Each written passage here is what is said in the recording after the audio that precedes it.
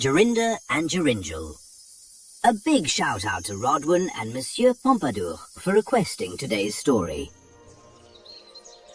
In the heart of a vast and ancient forest, older than the oldest towns and thicker than any living memory, there stood a crumbling stone castle.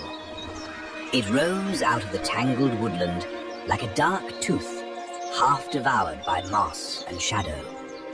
Travellers rarely came near it, for even in daylight, the place felt drenched in secrets.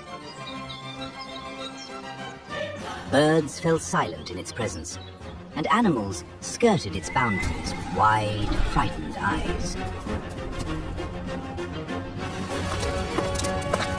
This castle was home to an old woman who lived entirely alone. Though to call her a woman was true only in the loosest sense. She was a witch, one both feared and whispered about by the countryside. No one knew her name. No one dared to ask. She kept to herself, but her powers reached far beyond the ruined stones. During the day, she did not remain in human form. Instead, she slipped into the skin of a cat, lurking through the castle halls with narrow, watchful eyes. Or else became a screech owl, gliding on silent wings through the lamplit corridors. But when evening returned and darkness reunited its shadows, she took back her true shape, resuming her form as a bent and crooked woman with a hooked nose and eyes that glowed like embers. The forest creatures were not safe from her. With a whisper or a gesture, she could lure wild beasts and birds from their dens and nests. Wolves crept toward her meek as lambs. Sparrows dropped willingly into her palms. And once they reached her hands, their fate was sealed. She killed them without mercy, boiling or roasting them for her dinner. Yet her greatest cruelty was reserved for the innocent maidens who wandered too close to the castle walls. Anyone, man, woman, beast or bird, who crossed within 100 paces of the castle found their bodies suddenly stiffen, as if roots had grown around their feet. They were forced to stand motionless until the witch herself chose to release them. But if the intruder happened to be a young maiden, untouched by wrongdoing and sweet in heart, she faced a far worse doom. With a spell muttered under the witch's breath, the girl would be transformed instantly into a bird, often a nightingale, and sealed away forever inside a wicker cage. Inside the castle walls, in a hidden chamber, the witch kept row upon row of these cages, each holding a rare and delicate bird that had once been a girl. No one had ever returned from that fate.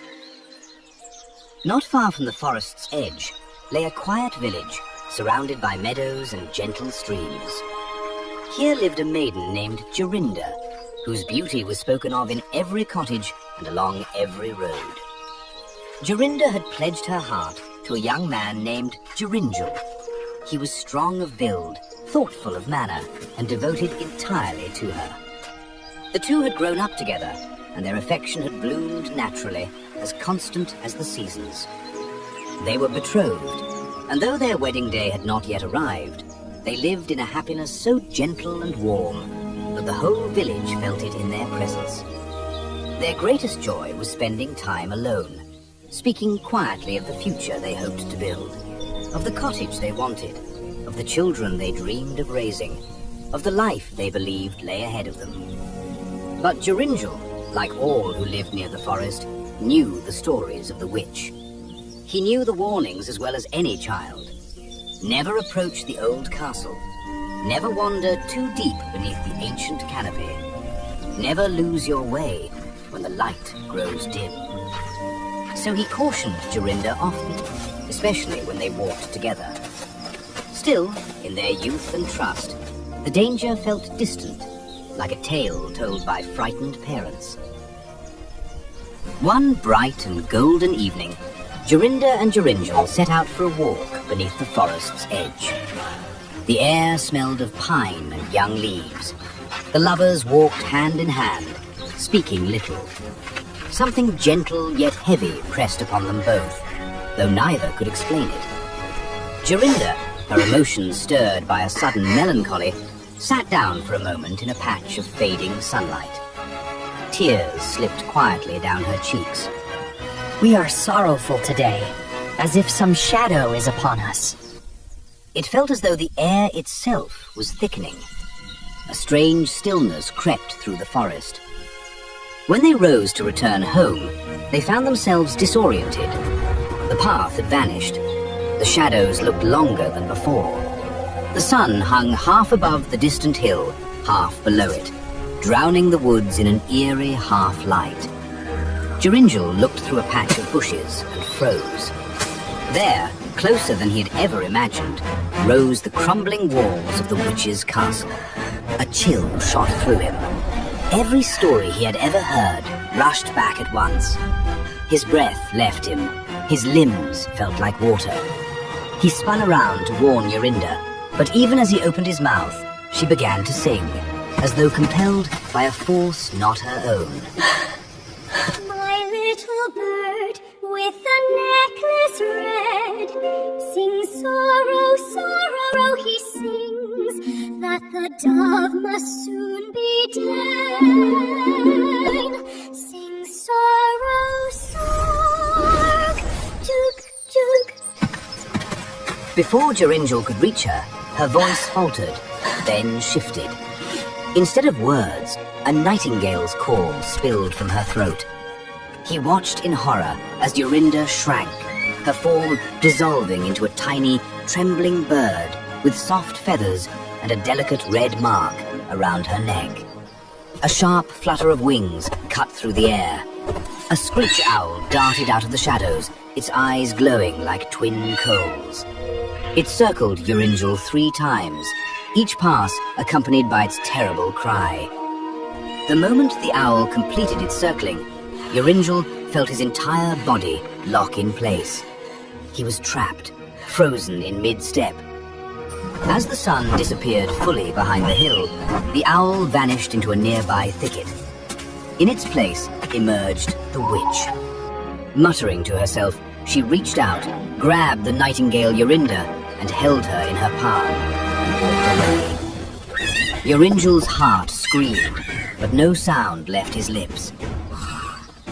When the witch returned from the castle, she stared at him with a hollow, echoing voice. Greet thee, Zachiel. If the moon shines on the cage, Zachiel, let him loose at once. At those words, Joringel felt the invisible bonds fall away. Air rushed into his lungs. His knees gave out, and he collapsed before her, begging, pleading, reaching toward her with desperation that knew no dignity. Give her back to me. Please, please give her back. She is my Jorinda, my heart, my life.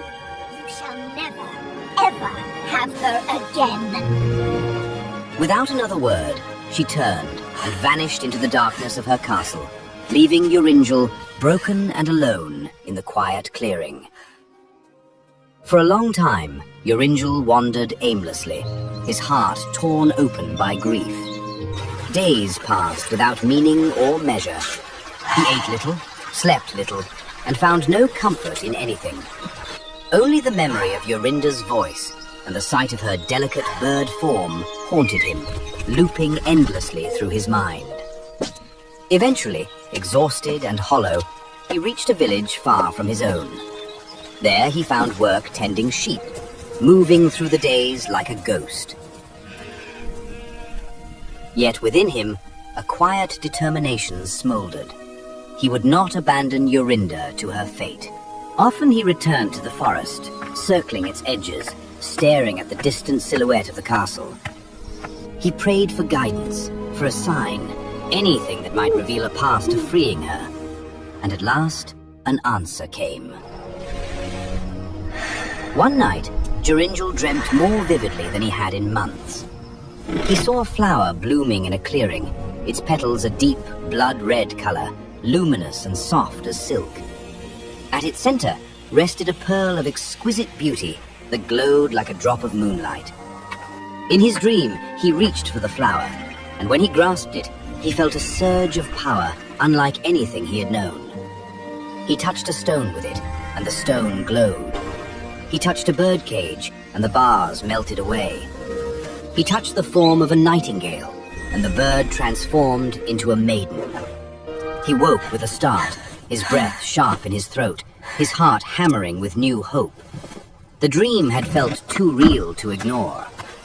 At dawn, he set out with nothing but determination and began to search. Over hills, through meadows, across brooks, and beneath tangled branches he wandered. He searched valleys, ravines, and high rocky slopes. He overturned stones and sifted through thick undergrowth, always looking for the blood-red bloom with the shining pearl. Days passed, then a week. Still, he did not give up. On the 9th morning, just as the first light broke across the land, he saw a glimmer beside a mossy rock. There it was, the flower from his dream. Its petals glowed richly, and at its heart shimmered a drop of dew as large and pure as a pearl. With the magic flower carefully protected, Joringel traveled day and night until he reached the forest once more. His fear, though present, was drowned by purpose. He moved with certainty that the flower would protect him and guide him. He touched the door with a red flower. It burst open. Inside, the castle was silent, except for the faint fluttering of wings echoing through the stone halls. He followed the sound through twisting corridors until he reached a large chamber illuminated by dim light filtering through narrow windows. The witch stood among them, feeding handfuls of seed to her prisoners. The moment she saw Joringel, fury erupted across her face. She shrieked, spat venomous words, and lunged toward him, but something invisible stopped her 2 paces away. She clawed at the air, but could not cross the barrier. The flower's power repelled her as surely as if a wall of glass stood between them. Joringel turned from her screams and began searching feverishly through the cages. But how could he hope to find Jorinda? There were thousands of nightingales, all identical at a glance, their voices blending into a sorrowful chorus. Then, from the corner of his eye, he saw movement. The witch was quietly taking a cage from its hook and creeping toward the exit, clutching it tightly, as though hoping to slip away unnoticed. A spark of recognition jolted through Joringel. He leapt toward her. Before the witch could escape, Joringel reached her and touched the cage with the red flower. A soft glow spread through the wicker, and the spell binding the bird inside dissolved with a sigh. Before him stood Jorinda. She flung her arms around his neck, and he held her as though afraid she might vanish once more. The witch shrieked, but Joringel touched her with the flower too. Instantly, her power evaporated. The glow left her eyes. Her body sagged, weakened. She could no longer transform, no longer ensnare, no longer enchant another living soul. The cages throughout the room rattled. One by one, their doors creaked open. Birds flew out in great swirling clouds. Some transformed mid-flight into maidens who sank to their knees, tears streaming down their faces. Others escaped through the windows, reclaiming their freedom, even if their human forms were long lost to time. Holding Jorinda close, Joringel led her out into the sunlight. The forest birds sang overhead, no longer hushed by the witch's presence. The ancient castle loomed behind them, powerless at last. Side by side, the lovers walked home, towards the village that had long mourned Jorinda's disappearance, towards a future restored by devotion, courage, and unfaltering hope. And when their wedding day finally came, the bells rang with a sweetness unmatched by any birdsong in the forest.